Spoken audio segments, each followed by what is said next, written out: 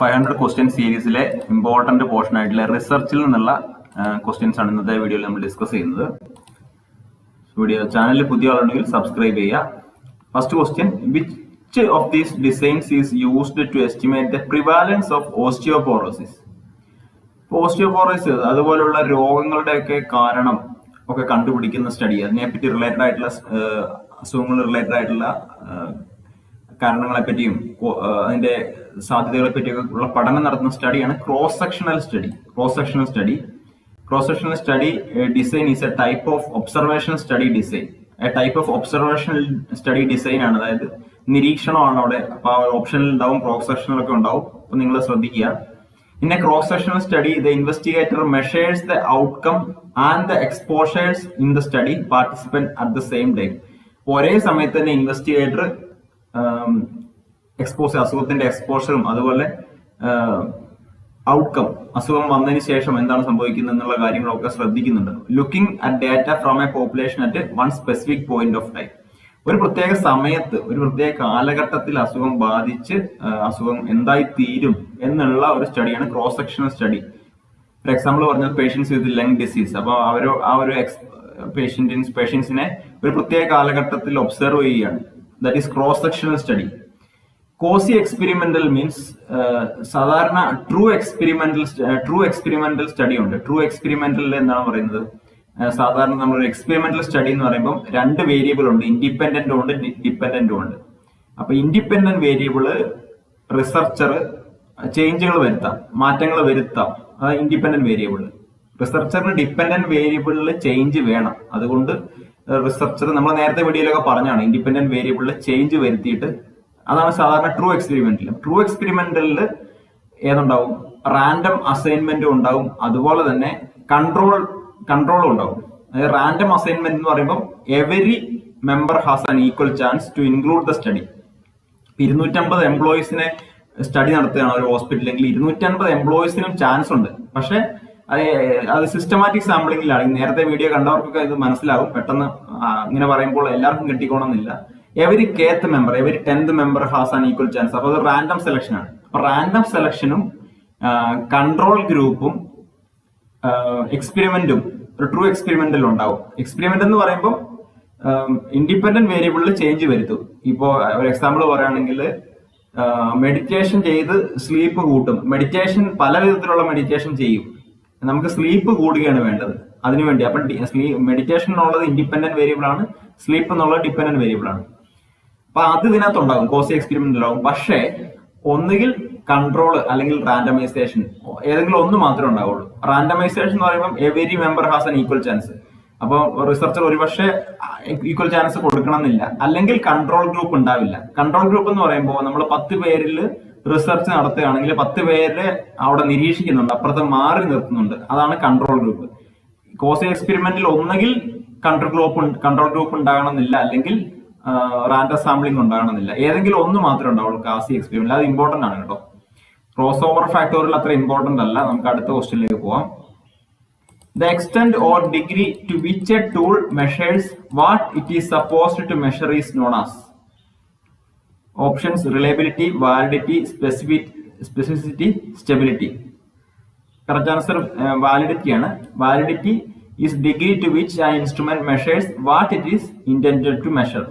Validity എന്ന് പറയുമ്പോൾ എന്താണ്? ഇപ്പൊ നമ്മളൊരു തെർമോമീറ്റർ എടുക്കുകയാണ്. ആ തെർമോമീറ്റർ ടെമ്പറേച്ചർ അളക്കാൻ മാത്രമേ യൂസ് ചെയ്യാവുള്ളൂ. മറ്റുള്ള ഒരു ബി പി അസസ് ചെയ്യാൻ വേണ്ടി യൂസ് ചെയ്യരുത്. മറ്റൊരു പാരാമീറ്റർ അസസ് ചെയ്യാൻ വേണ്ടി യൂസ് ചെയ്യുന്ന ആകരുത്. അങ്ങനെയുള്ളതാണെങ്കിൽ അത് വാലിഡിറ്റി ഇല്ലാത്ത ഇൻസ്ട്രുമെന്റ് ആണെന്ന് പറയാം. അങ്ങനെ ഒന്ന് കമ്പയർ ചെയ്യുക, വാലിഡിറ്റി, റിലയബിലിറ്റി. ഇത് രണ്ടിൽ ഏതെങ്കിലും ഒന്ന് ചോദിക്കാം. Reliability refers to degree of consistency or accuracy with which an instrument measures for which is design to measure. ആക്യുറസിയാണ്. റിലയബിലിറ്റി എന്ന് പറയുമ്പോൾ ആക്യുറസിയാണ്. അതായത് ഒരു 120/80 കാണിച്ച DP ഉടനെ അടുത്ത നിമിഷത്തിൽ 180/80യിലേക്ക് പോകരുത്. അത്രയും ഒരു കൂടാൻ പാടില്ല. അത് ആ മിഷൻ ആക്യുറേറ്റ് അല്ല, റിലയബിൾ അല്ല എന്ന് പറയാം.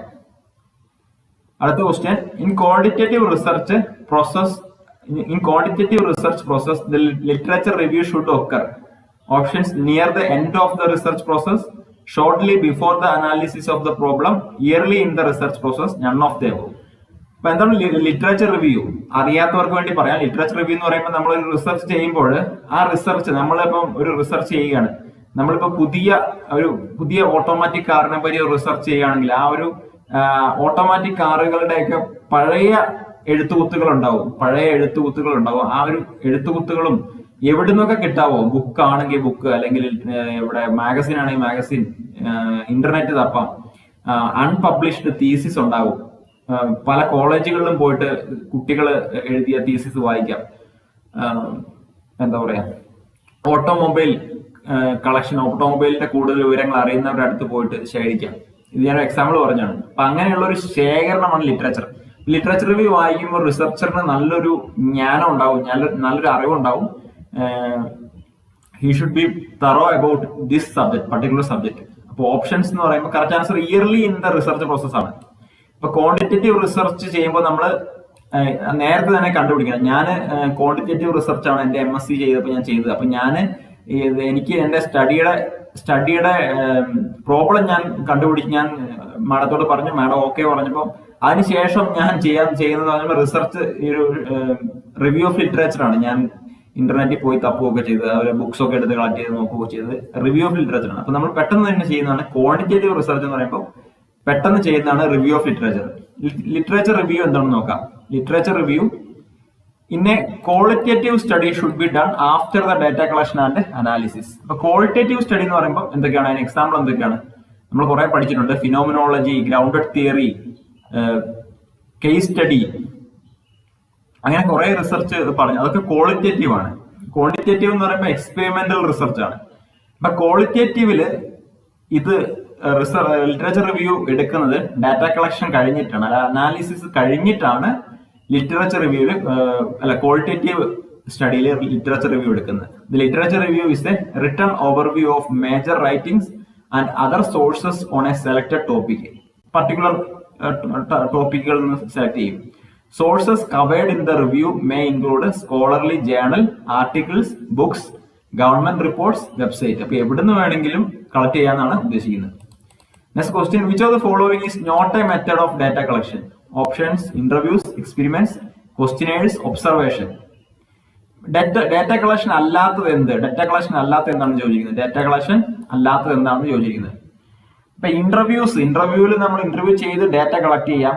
എക്സ്പെരിമെന്റ് ചെയ്ത് നമുക്ക് ഡാറ്റ കളക്ട് ചെയ്യാൻ പറ്റത്തില്ല. ക്വസ്റ്റിനേഴ്സ് നമുക്ക് കൊടുത്ത് ഡാറ്റ കളക്ട് ചെയ്യാം. ഒബ്സർവ് ചെയ്ത് ഡാറ്റ കളക്ട് ചെയ്യാം.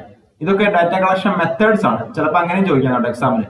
ഡാറ്റ കളക്ഷൻ മെത്തേഡ്സ് എന്തൊക്കെയാണെന്ന് ചോദിച്ചാൽ ഇന്റർവ്യൂസ്, ക്വസ്റ്റിനേഴ്സ്, ഒബ്സർവേഷൻ, ഇതൊക്കെ ഡാറ്റ കളക്ഷൻ മെത്തേഡാണ്. പക്ഷെ എക്സ്പെരിമെന്റ് എന്ന് പറയുമ്പോൾ അങ്ങനെയല്ല, ഡാറ്റ കളക്ഷൻ മെത്തേഡ് അല്ല. Experiment, observation, interview, questionnaires, physiological measures ഉണ്ട്. അതായത് BP, ടെമ്പറേച്ചർ, SpO2, അതെല്ലാം ഡാറ്റ കളക്ഷൻ മെത്തേഡാണ്. Are the common methods of data collection. Experiment is A type of research study ആണ് കേട്ടോ.